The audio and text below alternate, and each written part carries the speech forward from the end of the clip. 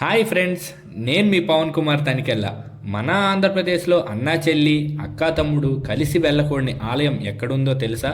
శ్రీకాకుళం జిల్లా మెలియాపుట్టి మండలంలో ఉన్నదే శ్రీ రాధా గోవింద ఆలయం.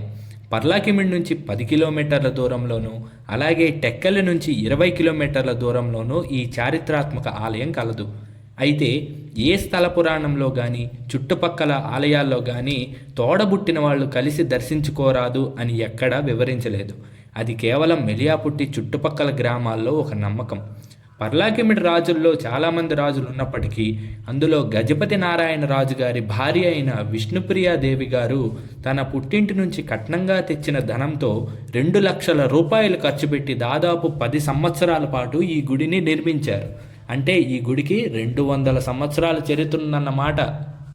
పెద్ద పెద్ద గోపురాలు, అలాగే ఎత్తైన మండపాలు మొత్తం కూడా పూర్తిగా కళింగ శైలి మరియు ఒరిస్సా ఆచారంగా కూడా కట్టడం జరిగింది.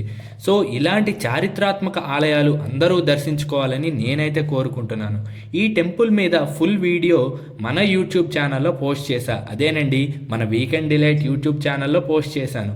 లేట్ చేయకుండా వీడియో చూసేయండి. ఈ వీడియో మీకు నచ్చినట్టయితే లైక్ చేయండి. అలాగే మరిన్ని మోర్ ఇంట్రెస్టింగ్ వీడియోస్ కోసం మన వీకెండ్ డిలైట్ పేజ్ని ఫాలో చేసేయండి. Thank you to all.